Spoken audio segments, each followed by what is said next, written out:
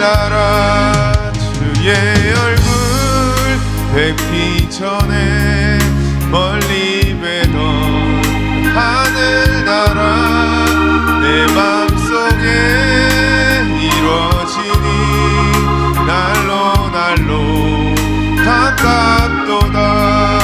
할렐루야 찬양하세. 내 모든 죄 사함받고 주 예수와 동행하니 그 어디나 하늘나라 높은 산이 거친 들이 조막이나 큰 거리나 내 주 예수 모신 곳이 그 어디나 하늘나라. 할렐루야 찬양하세. 내 모든 죄 사함받고 주 예수와 동행하니 그 어디나 할렐루야 할렐루야 찬양하세. 내 모든 죄 사함받고 주 예수와 동행하니 그 어디나 하늘나라. 아멘.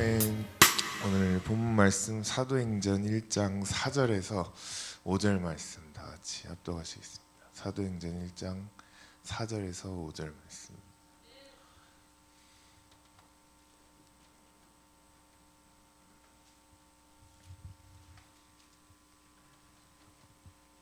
네, 찾으셨으면 다 같이 합독하시겠습니다. 시작.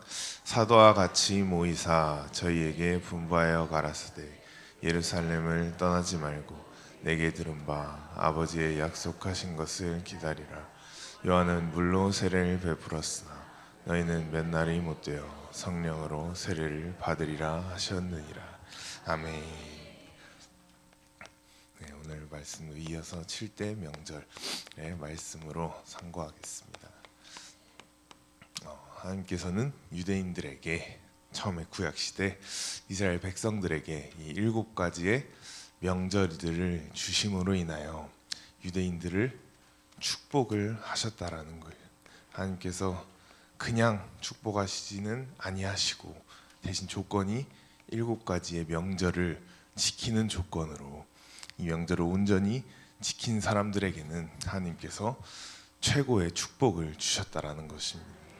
그 축복을 지금까지도 굳건하게 유대인들은 유지를 해오고 있기 때문에 뉴스에 아무리 이란 이런 팔레스타인들이 이스라엘을 침공한다, 공격한다라고 할지라도 결국은 이스라엘이 이기는 방향으로 항상 나오고 있는 것과 같이 지금까지도 하나님께서는 유대인들에게 주신 이 축복을 계속해서 주고 계신다라는 거예요. 그래서 유대인들은 뜻도 모르고 지켰던 이 7가지 명절들을 통해 아직까지도 세계 정상을 유지하고 있는 것처럼 저와 여러분들 또한 7가지 명절이 우리 심령 속에 임하면 우리 또한 유대인들과 같이 최고의 축복을 받을 수 있는 줄로 믿습니다.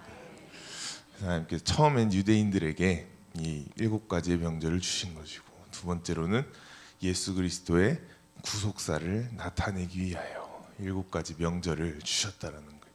그래서 7가지 명절은 어떻게 시작하죠?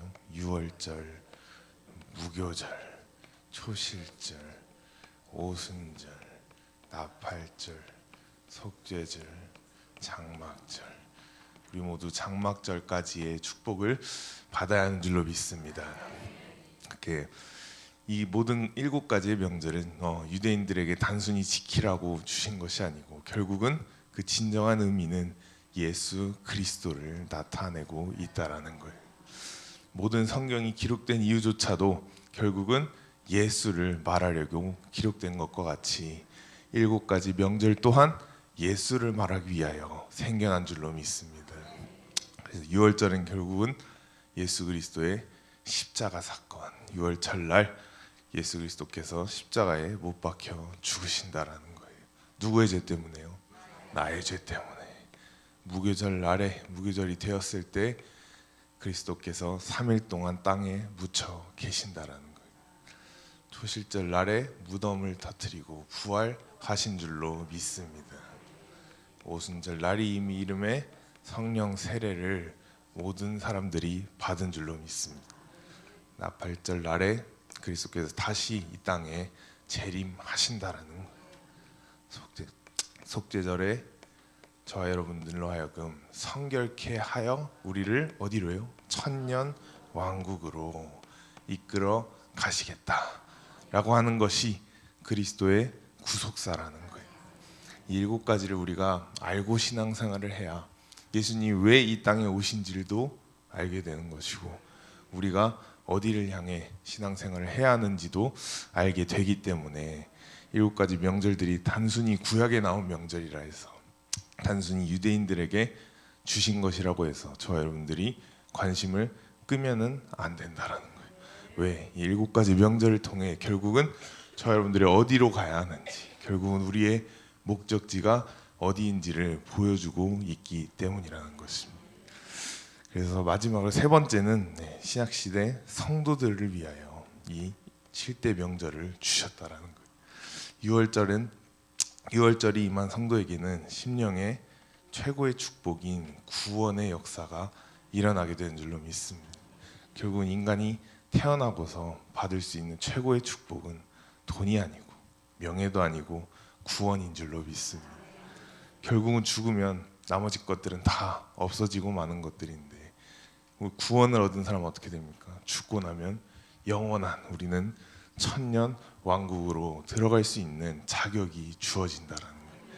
그래서 인간으로 한번 태어난 이상 구원을 얻는 것이, 구원을 받는 것이 가장 큰 축복인 줄로 믿습니다. 구원은 오직 그리스도의 피와 살로 인하여 받을 수 있다라는 거예요. 행위적인 거 말고, 천주교식 말고, 오직 그리스도의 피와 살, 성찬을 통하여 우리가 구원을 얻게 된다라는 거예요. 우리가 아는 모든 예배 순서들에 있어서 여러분들이 그리스도의 피와 살을 먹으시기를 축복합니다. 그냥 또 예배드리니까 드린다 이런 마음의 자세보다, 우리가 정말 예배를 통해, 우리가 드리는 찬양을 통해, 우리가 드리는 헌금을 통해 정말 그리스도의 피와 살에 내가 참여한다, 피와 살을 내가 먹는다라는 그러한 마음의 자세로 임할 때 우리에게 6월절에 진정한 축복이 임하는 줄로 믿습니다. 그 다음에 하나님께서는 사람을 구원시키시고 난 뒤에 결국은 무교절을 통하여 저와 여러분들을 성화시키는 과정을 무조건 거치신다라는 거예요. 성경에 나온 모든 인물들은 이 성화되는 무교절의 과정을 안 거치고는 하나님께서 단 한 명도 쓰지 않으셨다라는 거예요. 어떤 사람은 3일이 걸린 건, 요나는 3일이 걸렸고, 또 모세와 이스라엘 백성들은 광야 생활을 40년을 뺑뺑이 돌면서 나중에 그래도 말 안 들으니까 바벨론에 붙여가지고 70년을 또 종생활을 하면서, 이렇게 하나님께서는 모든 개개인들에게 혹은 단체에게 무교절의 시간을 허락하셔가지고 결국은 여기로 하여금, 이 시간들로 하여금 나의 뜻, 나의 지, 정, 의를, 우리가 따먹은 우리 선악과를, 나의 뜻을 하나님 앞에 다시 반납하기를 원하신다라는 거예요. 그래서 무조건 구원받은 사람에게는 하나님께서 어떤 모양으로든지 무교절을 그 앞에 갖다 두신다라는 것입니다. 저로 있어서는 이게 정말 결혼이었고, 너무나 힘든 무교절의 순정인 결혼이었고, 여러분들 또한 각자 다 하나님께서 여러분들 앞에 두신 무교절의 제목이 있을 터인데, 그 제목을 우리는 성경에 나온 이삭과 같이, 이삭은 무교절을 모리아산에 누움으로 인해 자기 자신을 산 제물로 바침으로 인해 단 한 번의 무교절을 끝낸 것과 같이, 저와 여러분들 또한 이삭과 같이 무교절을 짧게 끝내야 한다라는 거예요. 무교절 짧게 끝내야 이 뒤에 있는 수많은 축복들을 받을 수가 있지. 바벨론처럼 70년 무교절 뺑뺑이를 돈다 보면 무교절만 하다가 인생을 마치면 얼마나 억울한 인생이 되겠습니까? 힘든만 영속하다가 하나님께 뺑뺑이만 계속 돌다가 인생을 마치면 너무 억울한 인생이기 때문에 결국 저와 여러분들은 살아서도 장막절의 축복까지 다 경험을 하고 하늘나라 가야 하는 줄로 믿습니다. 저에게 있어서는 결혼의 그 무교절, 결혼의 뜻을 목사님 앞에, 하나님 앞에 드리는 것이 너무 힘들었기 때문에 오히려 그걸 받쳐 놓으니까 뒤에 오는 뭐 잘잘한 것들도 당연히 있습니다. 순종의 제목들이 있는데 너무 큰 거를 순종을 해 놓으니까 뒤에 따라오는 그 나머지 순종의 제목들, 나머지 세세한 무교들은 그렇게 크게 와닿지가 않더라고요. 네, 결혼할 때 너무 힘들었어가지고 그 외에 목사님께서 시키는 것들은 그냥 뭐 이 정도만 할 수 있지. 네, 워낙 여기에서 이 결혼의 과정에서 뜻을 철저하게, 물론 좀 힘든 과정이었지만 그 과정 속에서 너무 철저하게 다루셨기 때문에 그 이후에 시키시는 것들은 그냥 아멘 순종하는 마음으로 그렇게 나아가고 있습니다. 그래서 여러분들 또한 정말 여러분들이 이것만큼은 너무 힘들다, 하나님께서 여러분들 앞에 놓았을 때 이것만큼은 너무 순종하기 힘들다, 내 뜻을 내려놓기 힘들다 라고 생각이 드신다면 그것을 이것만 순종한다면 여러분들이 제일 어려운 그 제목만 순종한다면 그 뒤에 따라오는 모든 수많은 순종의 제목들, 수많은 무교절들은 가뿐하게 여러분들이 이겨내실 수 있을 거라 믿습니다. 이와 같이 하나님께서 무교절을 통하여 저와 여러분들을 결국은 예수 그리스도의 인품으로 예수님처럼 성화시키는 과정을 다 거친다라는 거. 저 또한 결혼 처음 하고 신혼 막 1년 막 이때쯤이었을 때는 메리 전사랑 되게, 물론 이제 그 이후에는 제가 이제 깨닫게 됐어요. 이 목사님에게 이거는 다 말씀드리면 안 되는구나. 처음에 다툼이 있었을 때 목사님께 말씀을 드리니까 이게 그냥 방송으로 다 나가 버리더라고요. 목사님 여기 설교하시면서 말씀하시는데 세계 2차 대전 했다, 이런 한번 싸웠다, 이런 식으로 저희 가정사가 다 나가버리기 때문에 그 뒤로 깨닫게 됐습니다. 이게 다 말씀드리면 안 되는구나. 큰일 나겠다 이러다가 누가 보면 맨날 싸우면서 사는 사람인 줄 알겠다 싶어가지고 그때 이후로는 싸웠다는 말씀 안 드리지만 결국은 다 똑같지 않습니까? 사람 사는 게 남자 여자가 결혼해서 살다 보면 서로 다른 환경에서 자라다 오니까 생각도 다르고 사는 방식도 다르기 때문에 다 맞춰가면서 살아야 되는데, 그러기 위해서 처음에 싸우는 거 아니겠습니까? 맞춰가야 되기 때문에 처음에 신혼 초반에는 저 워낙 정리하고 또 군대 생활을, 이게 군대 경험을 많이 하다 보니까 어지럽혀져 있는 거를 그냥 인간적으로도 용납이 안 돼요. 그냥 무조건 치워야 되고 무조건 깔끔해야 되는데, 이러다가 메이 전사가 아예 그런 정리를 안 하거나 집안을 어질러 놓고 산다는 건 아니지만 제가 유독 이렇게 정리하는 쪽에 집착이 있기 때문에 처음에는 이걸로 엄청 부딪혔어요. 제가 나갔다 들어오는데 이게 바닥에 뭐가 이렇게 펴져 있다, 그러면 이제 바로 뭐라 했습니다. 왜 안 치우냐고.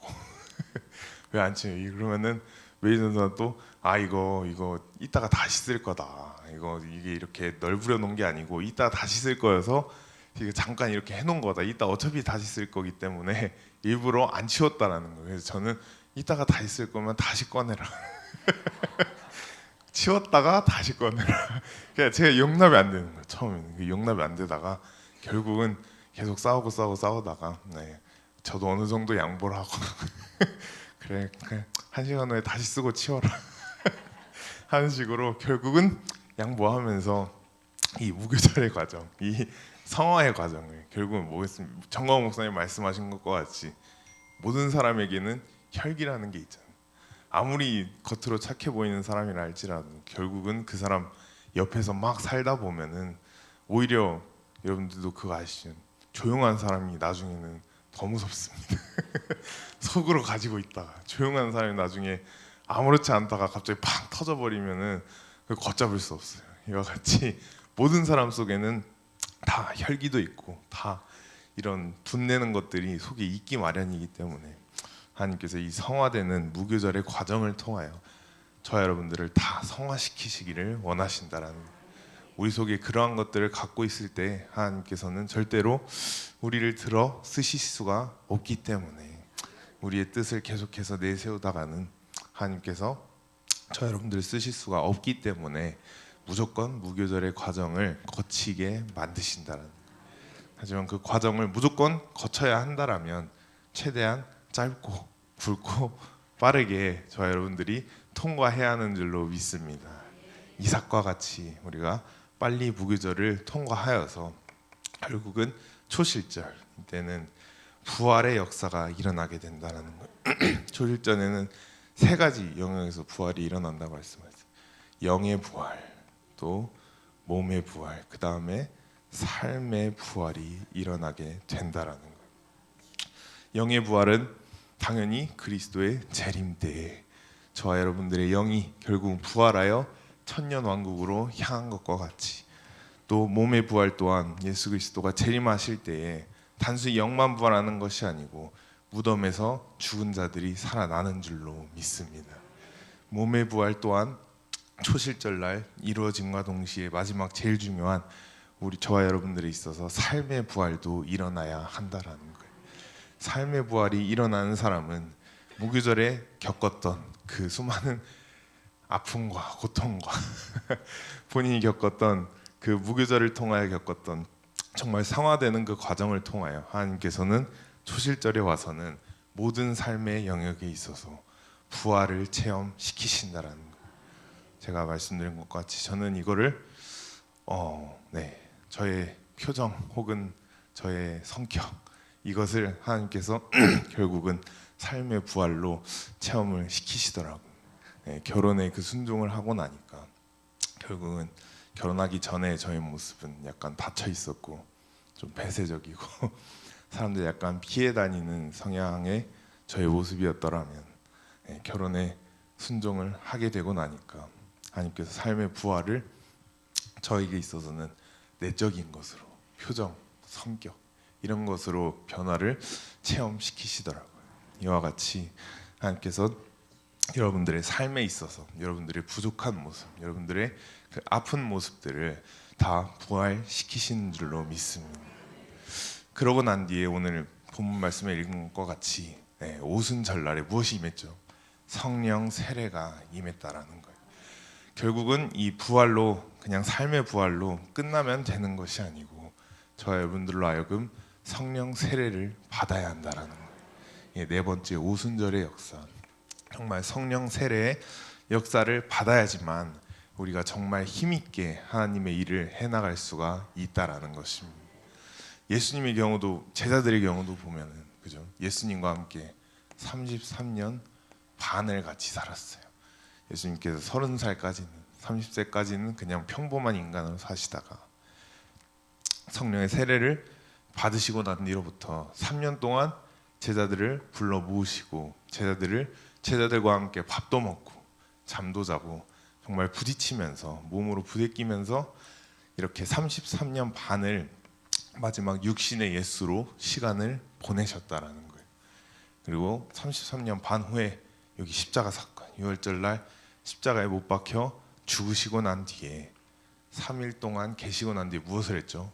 부활을 하셨다라는 거예요. 부활의 예수로 또 40일을 제자들과 함께 사셨다라는 거예요. 33년 반.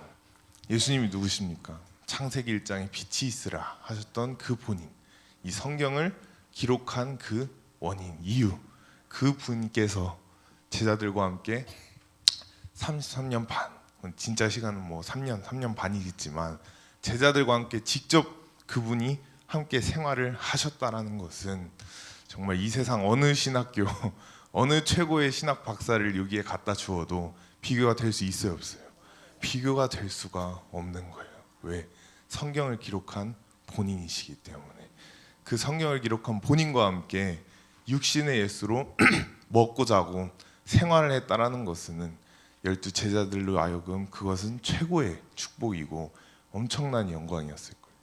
그래서 제자들은 결국은 속마음은 무엇이었습니까? 예수님께서 육신의 그 왕을 육신적인 것으로 착각해가지고 육신의 왕을 제해버리고 자신들이 나중에 다 장관 같은 한 자리 해먹으려고 인간적인 육신적인 생각으로 이 육신의 예수를 따라 다녔다라는 거예요. 그냥 가르침만 받고. 그래서 저는 이 말씀을 딱 듣는 순간 이게 또 이러면 안 돼. 바로 신대원 생각이 나더라고요. 결국은 정말 이론적인 거. 가르침은 참 많이 하는데 결국은 예수님 또한 마찬가지.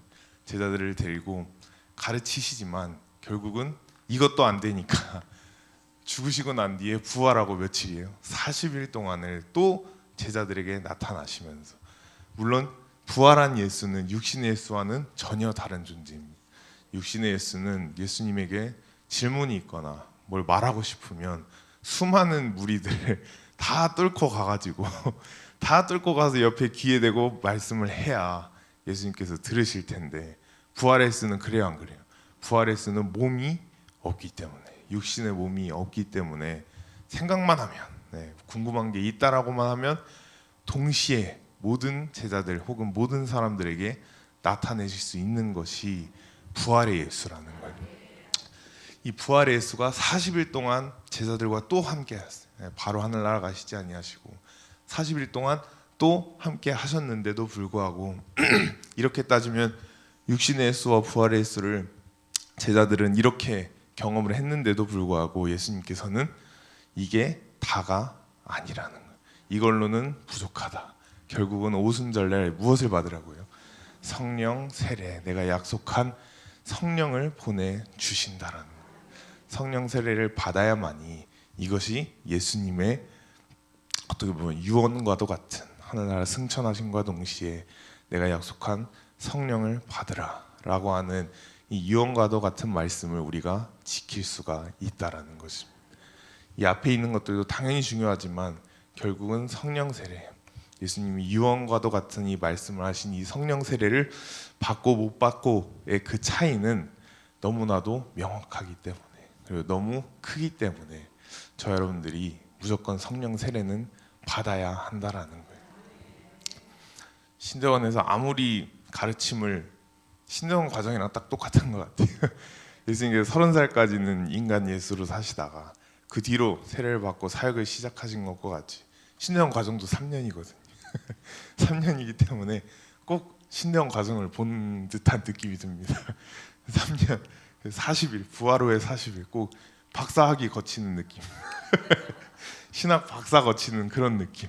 근데 문제는 수많은 사람들이 여기서, 물론 여기서 끝나죠, 당연히. 이것만 끝나도 목사 안수를 받을 수 있는 자격은 주어지니까. 근데 그 이후에 막 더 신학적으로 파고 싶다 하면은 이제 막 박사 과정 들어가면서 막 논문 쓰고, 하지만 여기서 다 끝나버린다라는 게 정광 목사님께서 항상 하시는 문제점이라는 거예요. 결국은 예수님께서 말씀하신 오순절, 이 성령 세례까지 받아야만이 우리가 정말 이것이 결국은 예수님의 유언을 또 소원을 완성시키는 것인 줄로 믿습니다.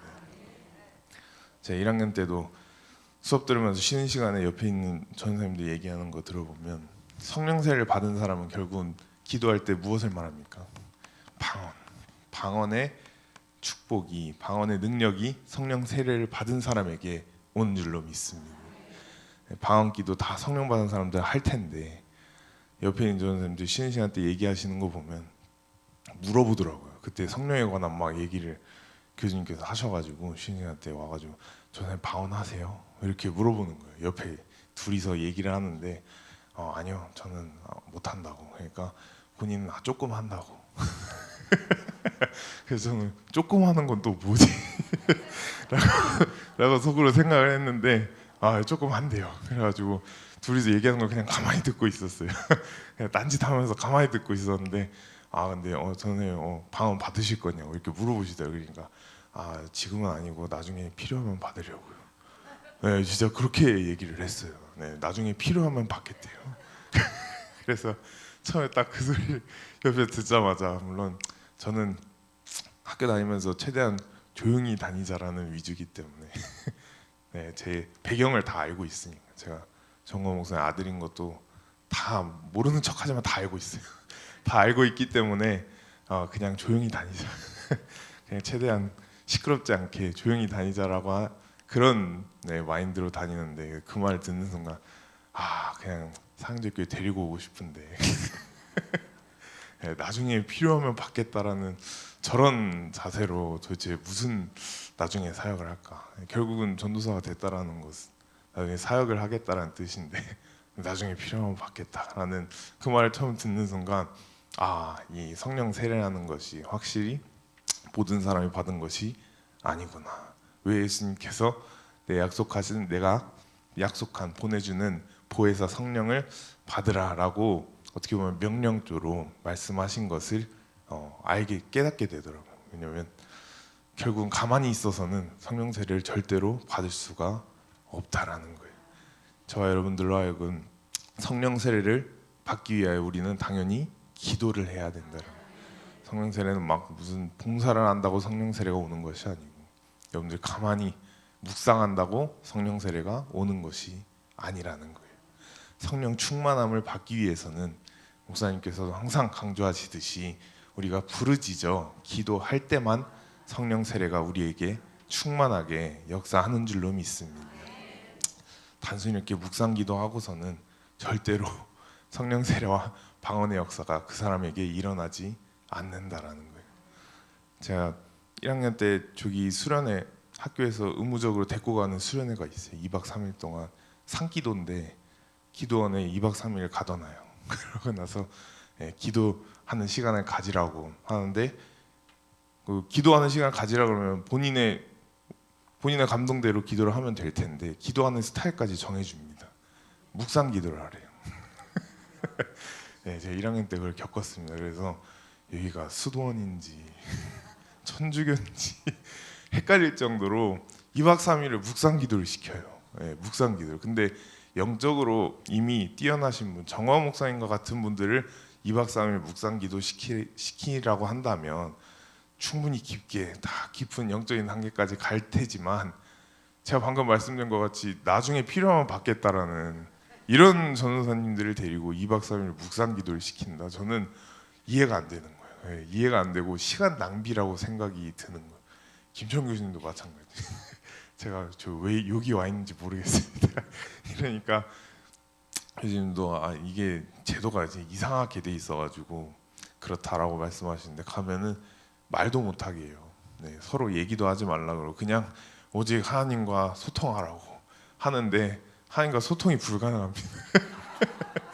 하루에 8시간씩 한 번에 3시간이죠. 3시간씩 하루에 이거 막 4-5타임을 돌려요. 3시간 묵상하라 그러고 나와가지고 잠깐 쉬었다가 또 가서 3시간 묵상하고 있고 그러는데 여러분들도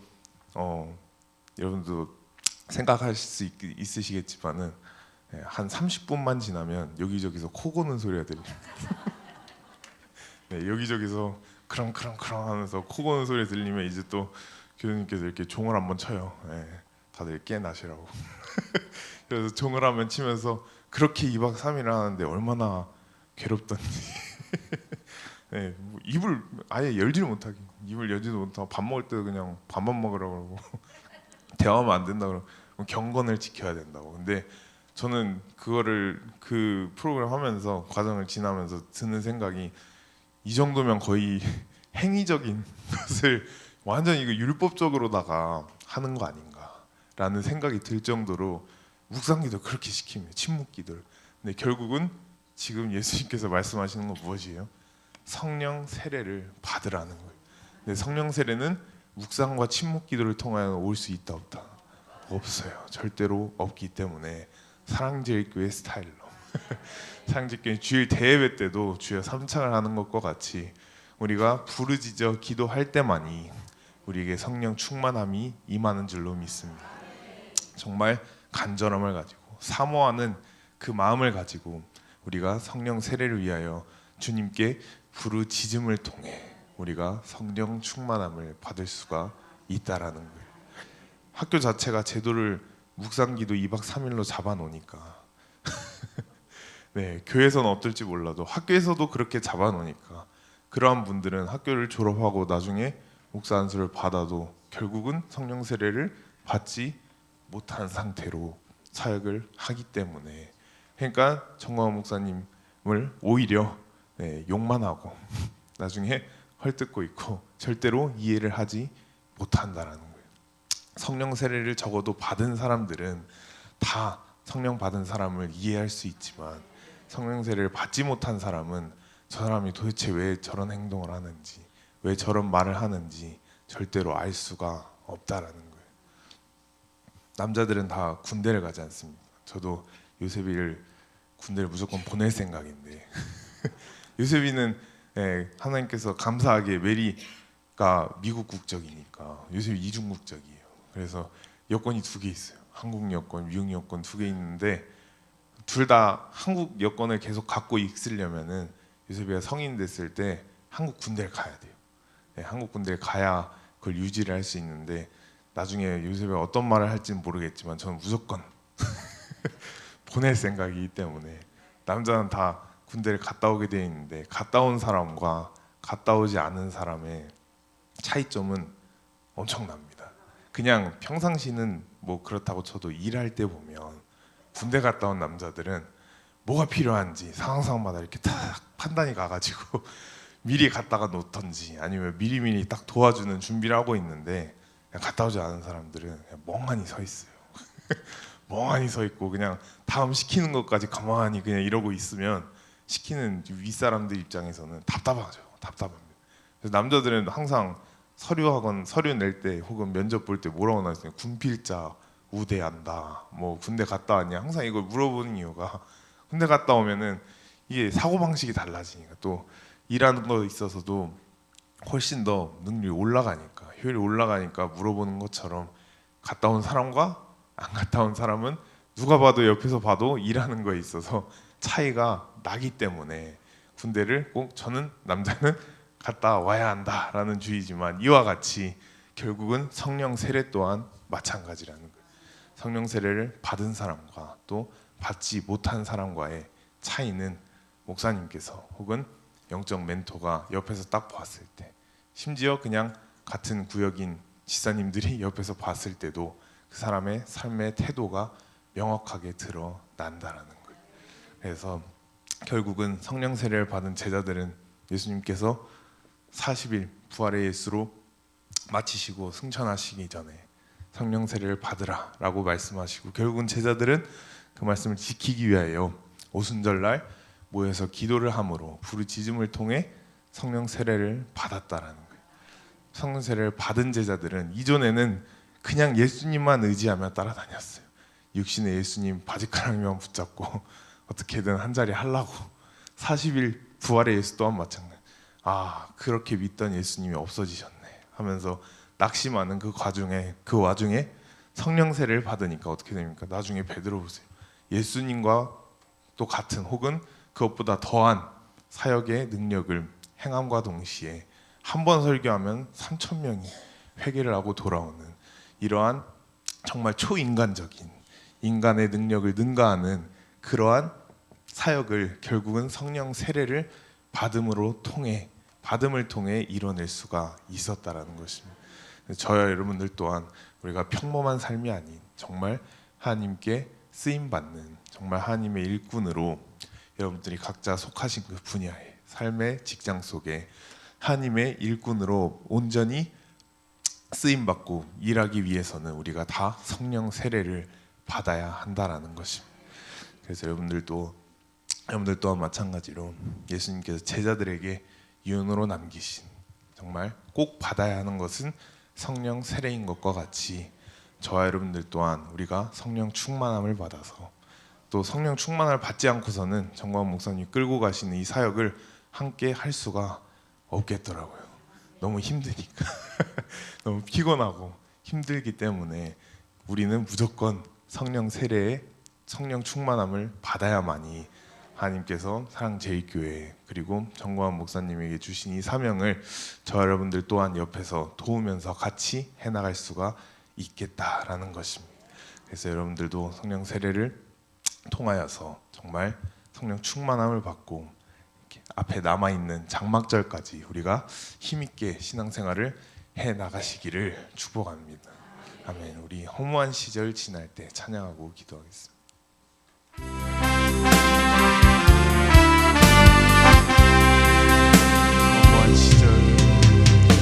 허무한 시절 지날 때 깊은 한숨 내쉴 때 그런 풍경 보시며 탄식하는 분 있네. 고와 같이 너희를 버려두지 않으리.